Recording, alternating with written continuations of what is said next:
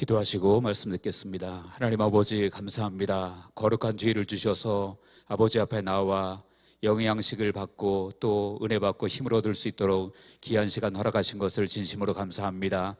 이 시간에 성령께서만 말씀해 주시기를 기도합니다.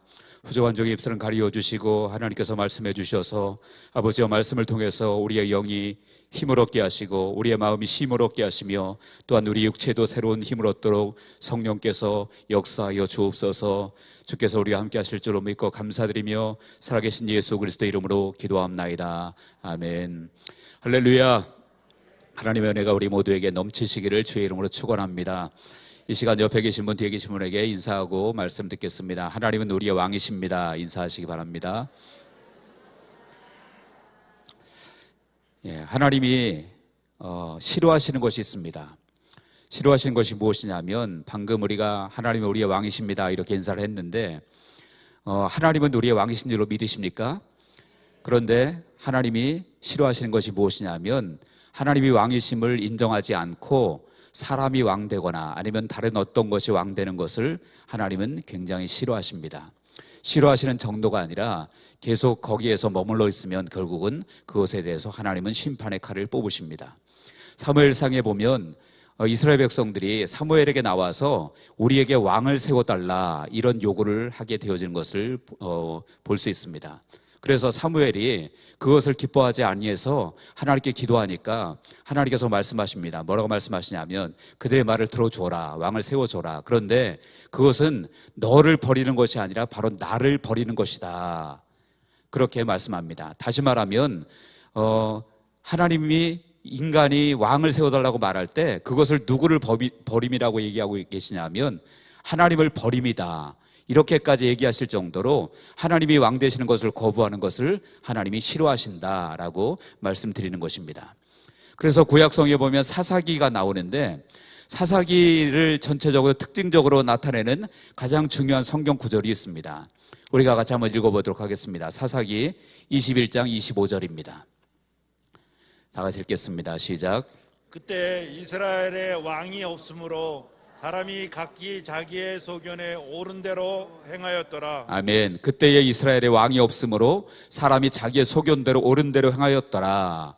왕이 없으므로 자기의 소견에 옳은 대로 행했다. 이 얘기는 표현을 좀 부드럽게 했지만 쉽게 말하면 자기 멋대로 살았다, 그런 이야기죠. 왜 그렇다고 했습니까? 왕이 없으므로. 물론 여기서 왕이 없으므로라는 말은 인간 왕을 얘기하는 것일 수도 있지만 더 근원적으로는 이스라엘 백성들이 하나님을 왕으로 인정하지 않고 그렇게 자기 멋대로 사는 모습을 이렇게 말씀으로 기록해 놓고 있는 것입니다. 다시 말하면 그들이 하나님을 왕으로 인정하지 않고 자기 멋대로 살면서 하나님을 거역하고 그렇게 살았다라고 하는 것이죠. 여러분, 그랬을 때 어떻게 되었습니까? 사사기를 여러분들이 쭉 읽어보시면 알겠지만 그들이 하나님 없이 자기의 소견에 옳은 대로 자기 멋대로 그렇게 살았을 때 그들의 삶은 결국은 어려움을 당하고 이웃나라들의 침범을 받고 여러 가지 고통과 환난을 당하고 그렇게 살 수밖에 없었다라고 하는 것입니다. 그러면 여러분들, 그들이 정말 하나님을 전혀 찾지 않았을까요? 아닙니다. 그들도 하나님을 찾았어요. 특별히 고난받고 어려움 당하고 그러면 그때서야 하나님을 찾고 우리를 살려달라고, 우리를 도와달라고 하나님께 그렇게 나와서 애걸하고 그런 모습을 보였습니다. 그러면 하나님이 또 긍휼히 여기셔서 그들에게 사사를 보내주셔서 그들을 이방민족으로부터 구원해 주셨고 어려움으로부터 구원해 주셨다라는 이야기죠. 왜 그렇습니까?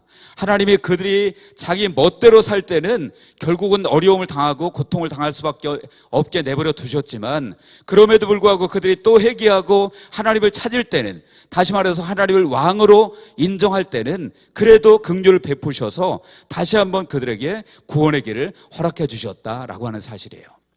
여러분, 이 모습이 사실은 우리에게도 비슷한 모습이 참 많이 있다라고 느껴집니다.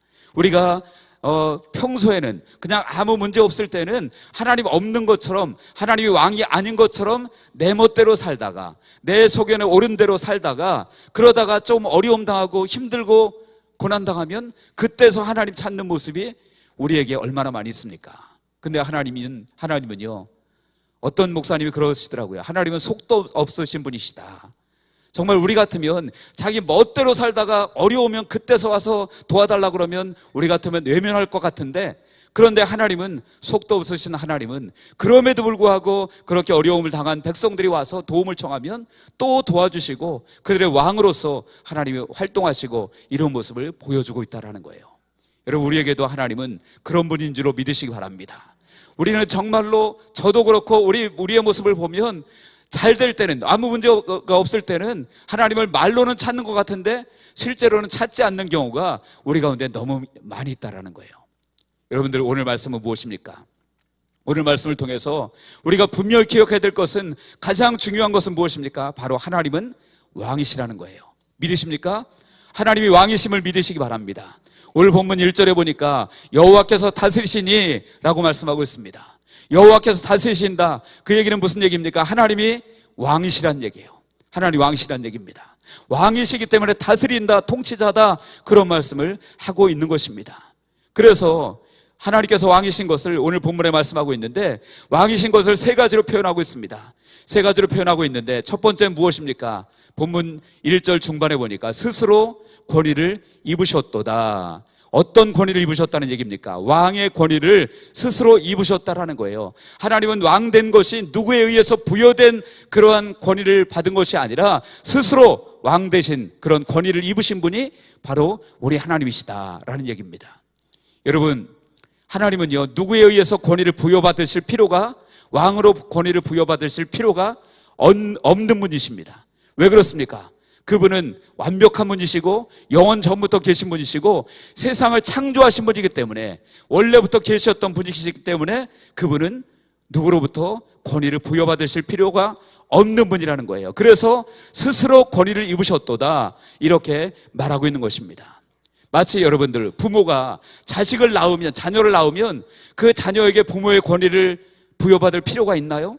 그럴 필요가 없는 것입니다. 내가 자녀를 낳았기 때문에 그 자녀로부터 나는 자동적으로 부모의 권위가 주어지는 거예요. 누구에 의해서 부여받을 필요가 없는 거죠.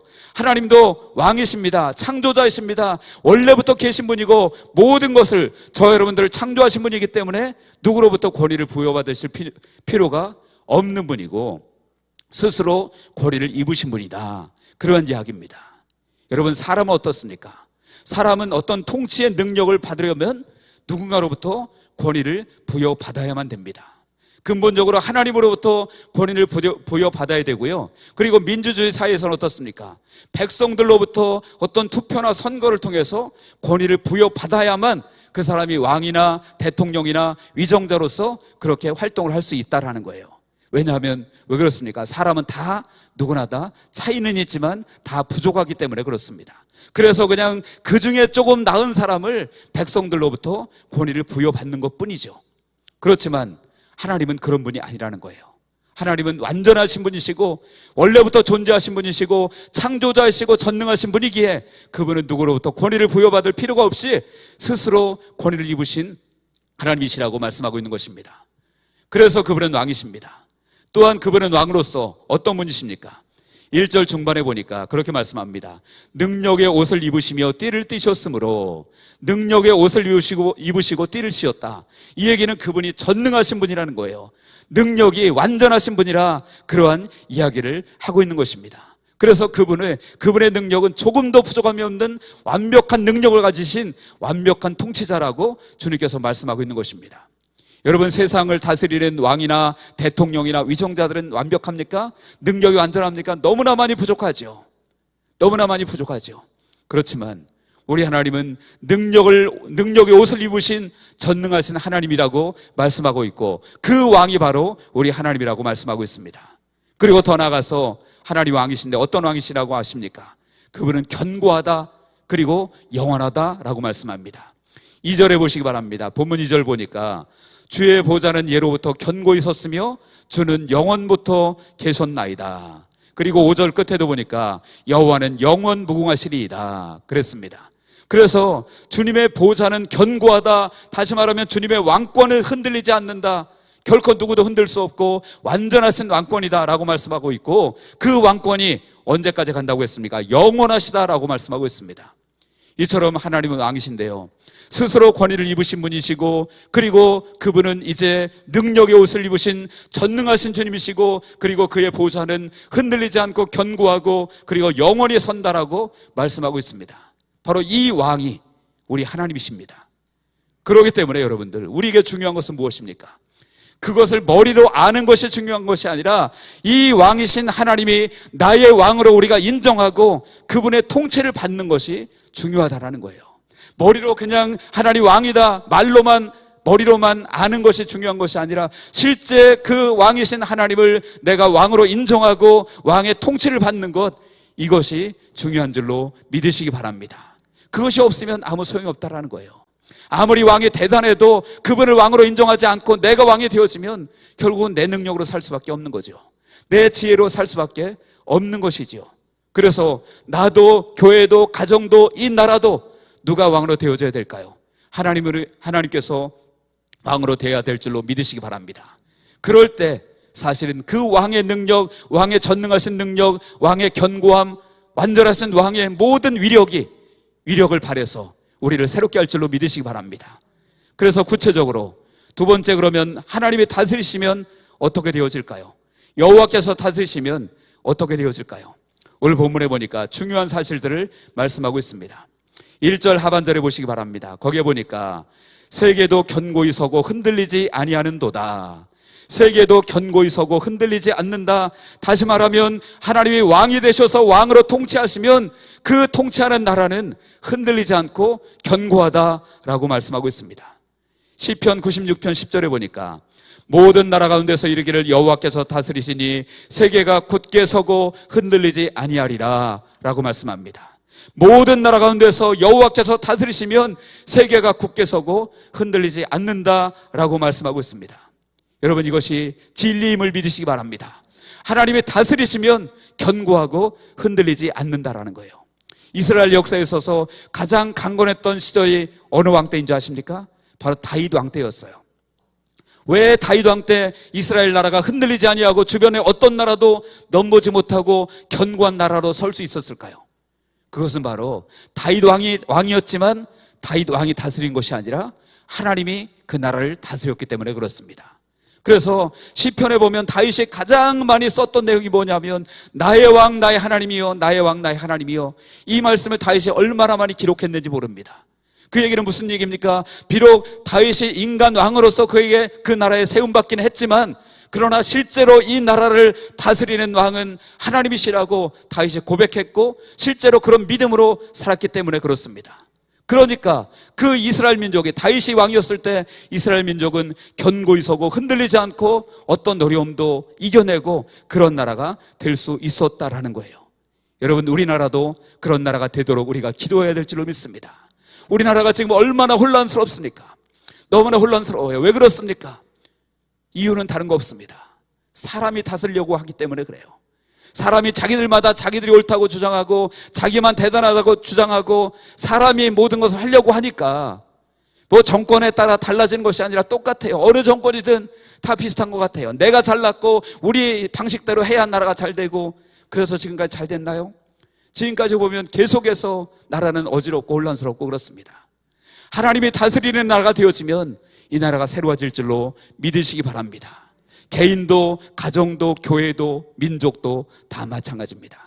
하나님이 다스리는 나라가 되어질 때 나라는 견고히 서고 세계는 견고히 서고 흔들리지 않게 될 것을 믿으시기 바랍니다. 또한 여러분, 하나님이 다스리시면 어떻게 되어질까요? 어떤 문제가 와도 이긴다고 말씀하고 있습니다. 본문 3절을 보시기 바랍니다. 거기에 보니까 여호와여, 큰 물이 소리를 높였고 큰 물이 소리를 높였으니 큰 물이 그 물결을 높이나이다. 여기에 큰 물이 소리를 높였다, 이것이 반복되어져서 나오지요. 큰 물이 소리를 높였다라는 것은 무슨 얘기입니까? 환난과 풍파, 큰 문제가 계속해서 넘쳐오는 것을 표현하고 있는 것입니다. 그래서 바다의 파도처럼 큰 물이 넘쳐서 많은 문제가 오고 어려움이 오는 그 상황을 지금 3절처럼 이렇게 표현하고 있는 것입니다. 그런데 그런 문제가 올지라도 하나님이 다스리시면 어떻게 되어질까요? 하나님은 여러분 문제보다 크신 하나님이심을 믿으시기 바랍니다. 우리 본문 4절을 같이 한번 읽어보겠습니다. 다 같이 읽겠습니다. 시작. 높이 계신 여호와의 능력은 많은 물소리와 바다의 큰 파도보다 크니이다. 아멘. 여기 뭐라고 했습니까? 높이 계신 여호와의 능력은 많은 물소리와 바다의 큰 파도보다 크니이다. 다시 말하면 하나님은 문제보다 더 크시다라고 선포하고 있는 것입니다. 여러분, 세상에 어떤 큰 문제도 하나님이 해결 못할 문제는 없는 줄로 믿으시기 바랍니다. 어떠한 큰 파도도 하나님 앞에 잠잠할 수밖에 없음을 기억하시기 바랍니다. 왜냐하면 하나님은 전능하신 능력이기 때문에, 바람과 파도 모든 것을 다스리시는 그런 하나님이시기 때문에 그렇습니다. 여러분, 이스라엘 백성들이 출애굽할 때 어떻게 했습니까? 출애굽할 때 이제 홍해 앞에 다다랐는데 보니까 앞에는 홍해가 가로막혀 있고요, 뒤에는 애국 군대가 그들을 죽이려고 몰려오고 있습니다. 사면초가에 빠진 거예요. 아무것도 할 수 없는 그런 상황인데 어떻게 되었습니까? 하나님께서 모세에게 그 홍해를 향하여 지팡이를 가리키라고 말씀하시고, 그리고 홍해가 갈라지고 이스라엘 백성들은 그곳을 마른 땅을 건너가고 애굽의 군사들은 그 홍해에 다 수장되어서 죽게 되어지는 역사를 하나님이 일으키신 것을 볼 수 있습니다.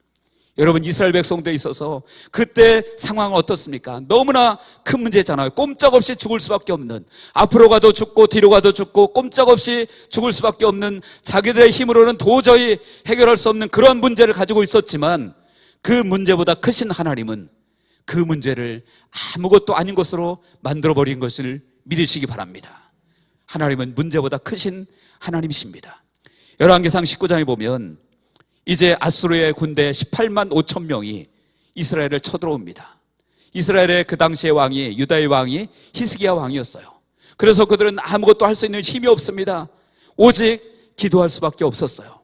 그랬을 때 하나님 어떻게 하셨습니까? 하나님이 하늘의 군대인 천군 천사를 대동해서 그 아수르의 군대 18만 5천 명을 하루 저녁에 시체로 만들어 버렸습니다.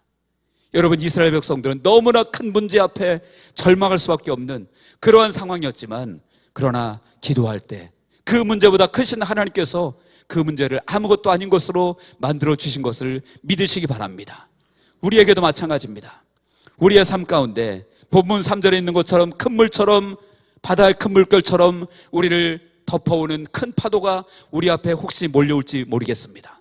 그러나 여러분들, 중요한 것은 그 파도만 있는 것이 아니라 우리와 함께 계시는 왕이 계심을 믿으시기 바랍니다.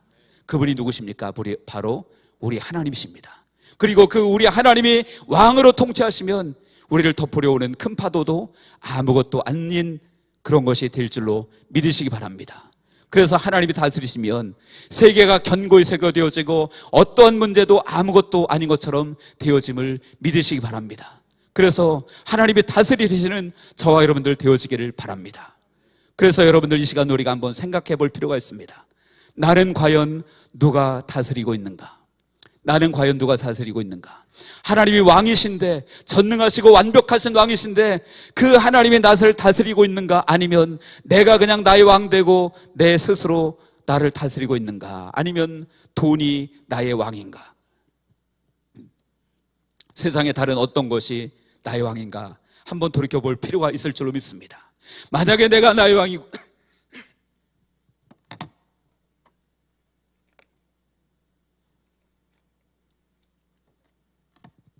내가 나의 왕이고 세상에 다른 것들이 나의 왕이면 여러분, 나는 경고할 수 없습니다. 흔들릴 수밖에 없고 넘어질 수밖에 없고 문제 앞에 항복할 수밖에 없을 것입니다. 그러나 하나님이 왕이시면 어떻게 될까요?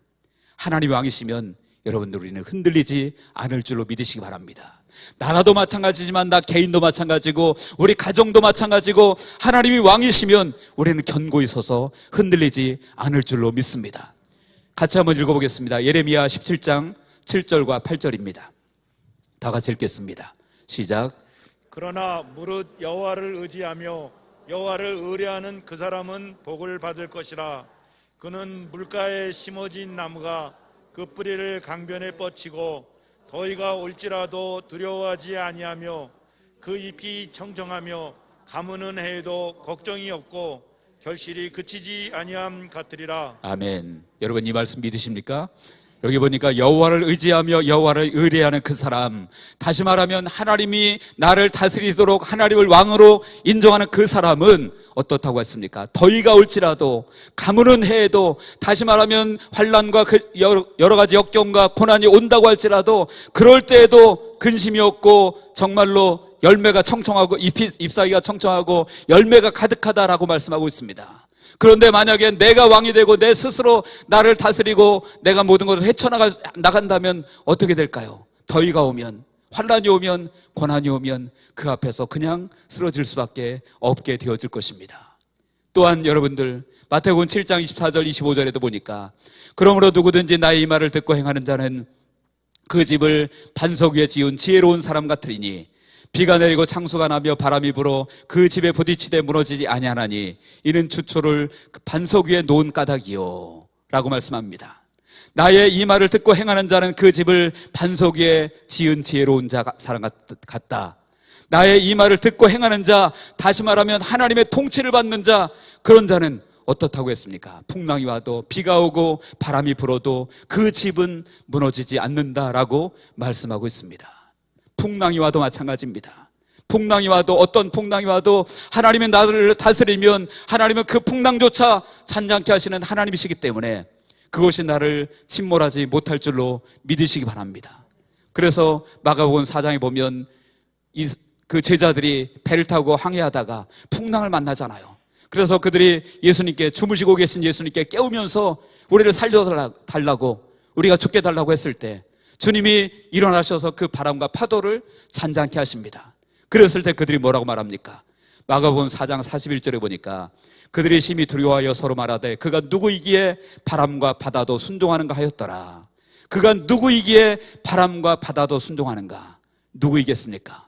바람과 바다도 다스리시는 왕이신 하나님이신 줄로 믿으시기 바랍니다. 그래서 그분이 바람과 파도를 향하여 잠잠하라 명령하시면 그것들은 잠잠할 수밖에 없게 되어지는 것입니다. 우리의 삶에도 여러분 얼마나 많은 바람과 파도와 풍랑이 불어옵니까? 그럴 때마다 여러분들 우리는 왕이신 하나님을 의지해야 될 줄로 믿으시기 바랍니다. 그분을 의지하고 그분이 우리의 삶을 다스리시면 풍랑이 올 수 있겠지만 그것이 나를 결단코 넘어뜨리지 못합니다. 역대하 20장에 보면 이스라엘 백성들에게 또 모압과 암몬 연합군이 쳐들어옵니다. 쳐들어오는데 그 당시에 왕이 여호사밧 왕이었습니다. 그런데 이 여호사밧 왕이 아무 힘이 없어서 그들을 물리칠 힘이 없습니다. 그래서 하나님 앞에 기도합니다. 역대하 20장 12절에 보니까 우리 하나님이여 그들을 징벌하지 아니하시나이까? 우리를 치러 오는 이 큰 무리를 우리가 대적할 능력이 없고 어떻게 할 줄도 알지 못하옵고 오직 주만 바라보나이다. 오직 주만 바라보나이다. 이 모압과 암몬의 연합군 대군이 쳐들어왔는데 우리는 힘이 없어서 어떻게 할 줄을 모르겠습니다. 그러니 하나님 우리를 지켜주십시오. 우리를 다스려 주십시오. 우리는 주만 바라봅니다. 이렇게 기도했다라는 거예요. 그때 여러분들 하나님께서 어떻게 하셨는지 아십니까? 같이 한번 읽어보겠습니다. 역대하 20장 17절입니다. 같이 읽겠습니다. 시작. 이 전쟁에는 너희가 싸울 것이 없나니 대열을 이루고 서서 너희와 함께한 여호와가 구하는 것을 보라. 유다와 예루살렘아 너희는 두려워하지 말며 놀라지 말고 내일 그들을 맞서 나가라. 여호와가 너희와 함께하리라 하셨느니라. 아멘. 아멘. 이 전쟁에는 너희가 싸울 것이 없나니, 다시 말하면 누가 싸우겠다는 얘기입니까? 내가 싸우겠다. 왕인 내가 나가서 싸우겠다. 너희는 싸울 것이 없다라고 말씀하고 있는 거예요. 그리고 실제로 주님께서 나가서 싸우셔서 그들 이제 모압과 암몬 군대가 자기들끼리 싸워서 결국은 다 죽게 되어집니다. 하나님의 방법은 무궁무궁한 줄로 믿으시기 바랍니다. 그래서 정말 우리의 머릿속으로 전혀 생각하지 못하는 것들이 많이 있어도 하나님은 전능하시고 전지하시고 모든 것을 알고 능력이 있으신 분이기 때문에 하나님의 방법으로 다스리시고 하나님의 방법대로 모든 것을 행하시는 분이기 때문에 우리가 하나님이 우리를 통치하시도록 허락하기만 한다면, 하나님께 우리의 모든 왕권을 내어드리기만 한다면, 하나님이 우리의 왕이 되셔서 다스리시기만 한다면 여러분 모든 문제가 해결될 줄로 믿으시기 바랍니다. 견고하게 될 것이고, 그리고 풍파가 와도 흔들리지 않게 될 것이고, 그리고 어떤 어려움이 와도 우리가 그것을 이겨내게 될 것입니다. 그리고 더 나아가서 하나님이 우리의 왕이 되시고 그분이 다스리시면 우리에게 기쁨이 충만할 것이라고 말씀하고 있습니다. 같이 한번 읽어보겠습니다. 시편 97편 1절입니다. 시작. 여호와께서 다스리시나니 땅은 즐거워하며 허다한 섬은 기뻐할지어다. 아멘. 여호와께서 다스리시나니 땅은 즐거워하며 허다한 섬은 기뻐할지어다. 하나님이 다스리면 여러분 그곳에 기쁨이 있는 줄 믿으시기 바랍니다. 하나님은 전능하시고 전지하시고 거기에 사랑과 인자가 가득하신 하나님이시기에 그분이 다스리면 그곳에는 기쁨과 소망이 있다라는 거예요. 그런데 여러분 사람 어떻습니까? 사람이 다스리면 거기에는 참된 기쁨이 있기가 힘들어요. 일시적으로 있을지 몰라도 사람은 다 부족하기 때문에 넘어지기 쉽고요. 그 공동체가 어려움을 당할 수도 있습니다. 그렇지만 하나님이 다스리시면 나의 삶의 환경이 어떠하다고 할지라도 그곳에 기쁨이 임함을 믿으시기 바랍니다. 바울을 보시기 바랍니다. 바울이 복음을 전하다가 감옥에 갇혔죠. 감옥에 갇혔는데 바울이 거기서 무엇을 했습니까? 찬송하고 기도했습니다. 다시 말하면 주님의 평안이, 주님의 기쁨이 그곳에 임했다라는 거예요. 왜 그렇습니까? 비록 눈에 보이는 환경은 감옥이지만 그곳을 다스렸던 왕이 바로 주님이셨기 때문에 그렇습니다.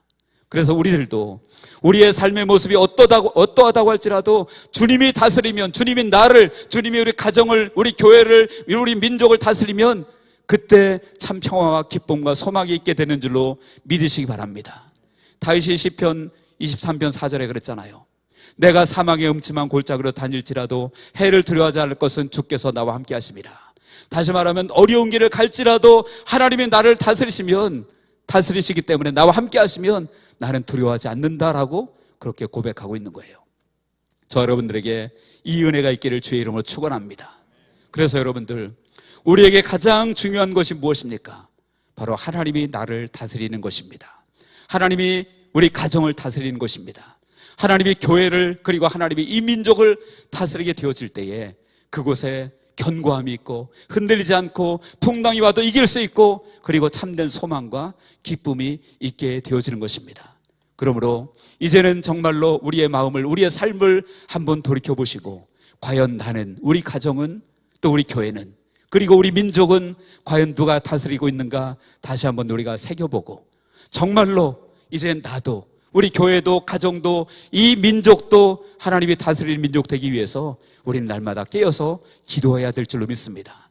그리고 하나님이 다스리게 하시기 위해서 나를 내려놔야 되고 나의 모든 권리, 아니면 내 생각, 내 경험, 이런 것들을 내려놓고 하나님의 주권을 인정하고 하나님의 왕권을 인정하고 그렇게 되어질 때 하나님이 우리에게 오셔서 우리를 다스려 주실 것이고 우리의 삶을 새롭게 하실 줄로 믿습니다.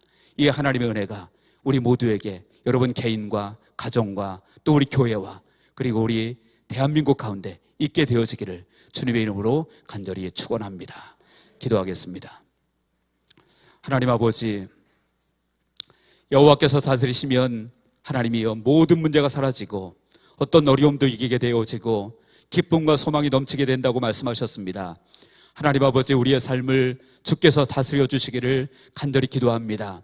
하나님이여 이곳에 모여 계신 우리 성도님들 개인의 심령과 그리고 가정과 우리 교회와 우리 민족 가운데 하나님께서 왕이 되셔서 직접 다스려 주시고 우리를 인도해 주셔서 정말로 하나님이 원하시는 대로 우리가 나아갈 수 있도록 성령께서 역사하여 주옵소서.